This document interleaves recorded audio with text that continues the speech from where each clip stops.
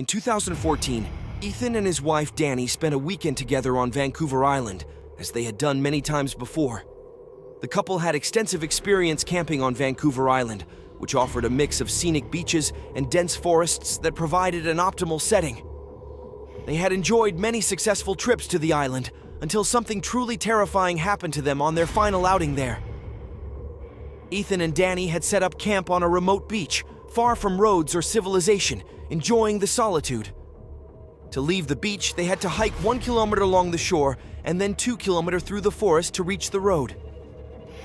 Earlier that day, the couple had met another camper named Leon, who was from New Zealand and planned to sleep in his van parked up on the road.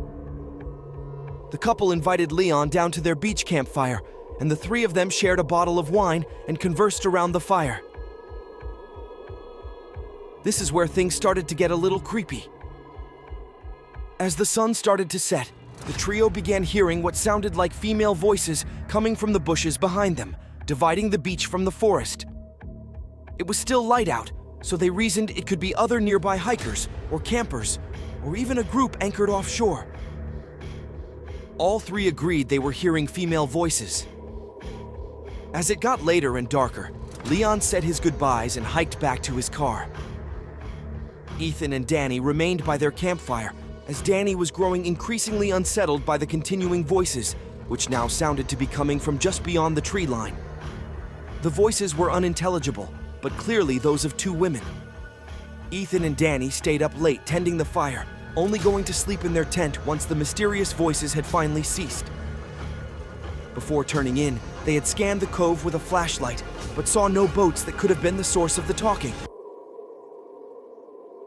Around 3 a.m., just as they were falling asleep, Ethan and Danny heard footsteps in the area around their campsite.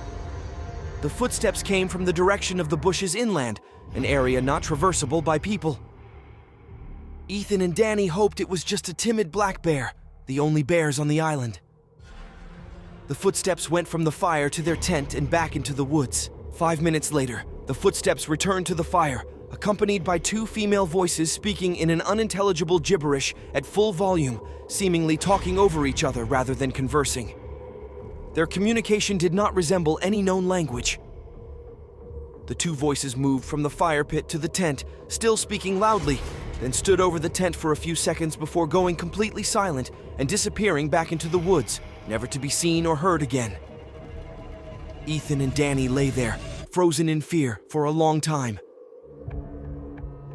The next morning, Ethan and Danny woke up around 11 a.m., having slept late after their frightening ordeal. They quickly packed up and left, never returning to the campsite. Remaining quiet and hidden in the tent had likely been the best decision, avoiding any further encounter with the mysterious voices.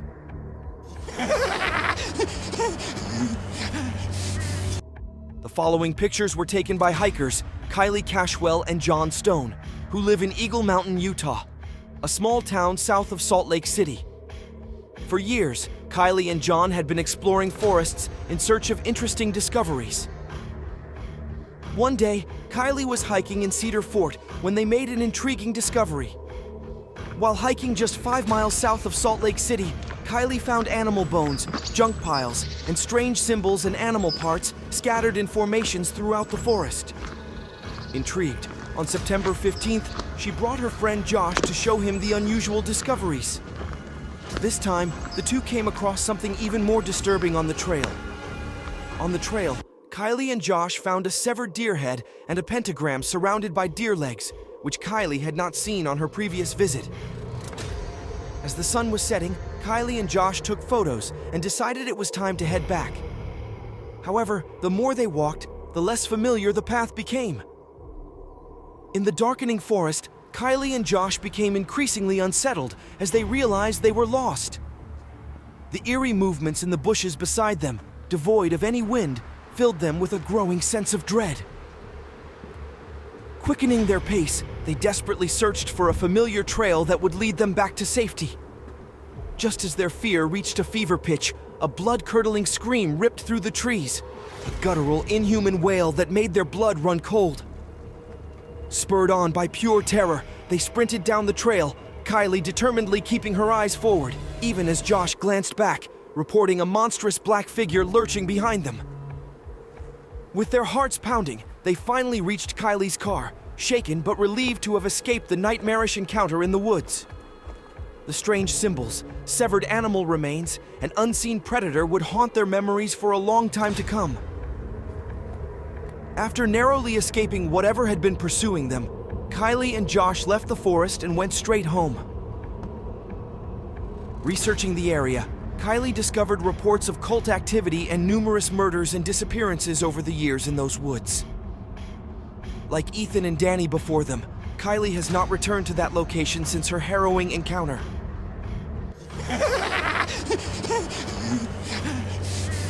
Deep in the woods of northern Germany, two friends were hiking in an area that had once been part of East Germany. During their hike, the friends came across strange, periscope-like pipes protruding from the ground. Feeling either brave or foolish, the friends decided to investigate the strange pipes further. Behind some bushes, they discovered a hidden doorway covered by a large wooden lid. Beneath the ground, they found a disturbing piece of history. An abandoned army bunker with tunnels leading off a central corridor.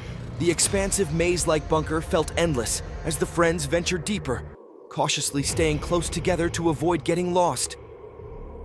As they progressed, they encountered German writing on the walls, some of which ominously translated to, "Hello Satan, I love you." The further they went, the more decayed the structure became, with flooded rooms and a foul sewage smell. Eventually, they entered a large room containing a strange, unidentifiable machine.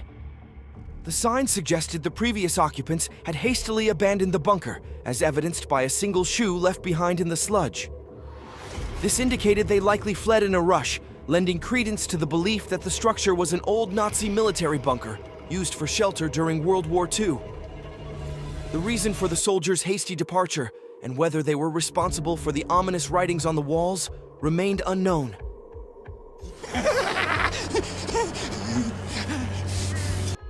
In this final story, for the person's safety, I'll refer to him as Bill.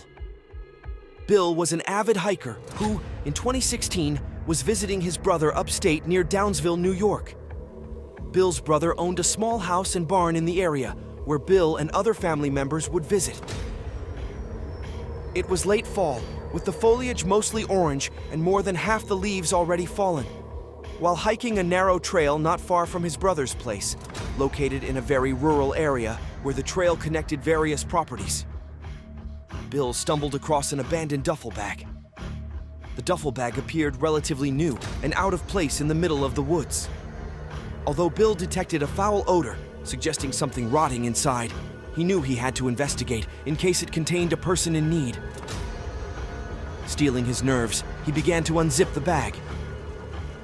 As Bill began to unzip the suspicious duffel bag, he heard approaching footsteps and a gruff voice claiming ownership of the item. A large, disheveled man in a dirty jacket and jeans quickly snatched the bag off the ground, telling Bill it contained the remains of his recent hunting kill. However, the intense foul odor emanating from the bag, combined with the man's evasive behavior, led Bill to doubt this explanation. While the man claimed it was standard practice to use a duffel for storing fresh game, Bill knew typical hunters would more likely use a cooler. Moreover, the smell suggested the contents had been decomposing for longer than just a recent hunt.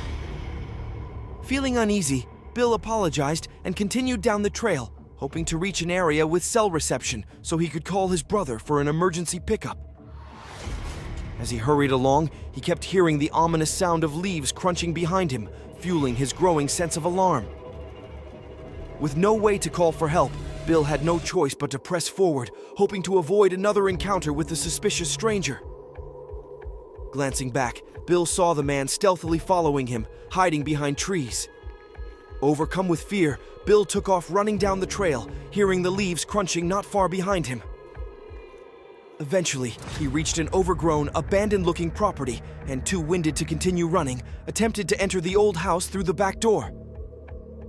Once inside, Bill hid under a cot in the first bedroom he found. Soon after, he heard the back door open and heavy footsteps quickly moving from room to room. Bill could hear the man's heavy breathing as the footsteps entered the bedroom briefly before quickly leaving. After hearing the back door slam shut, Bill remained hidden under the cot for half an hour, unwilling to take any risks. Only when he realized it would soon be dark did he emerge, needing to reach a road to call for help. He then left the house and ran down the overgrown trail, which likely had once been a driveway, leading him to a nearby road. There, he was able to hitch a ride with a passing car that took him back to his brother's house. At his brother's house, Bill called the local police department to report the encounter. Given the severity of the incident, officers arrived to gather more detailed information from Bill, including a description of the man's appearance and the location where the events took place. While the contents of the duffel bag were never confirmed, the foul odor and the man's aggressive pursuit of Bill strongly suggested he was trying to conceal something sinister, most likely the illegal dumping of a body. Hello.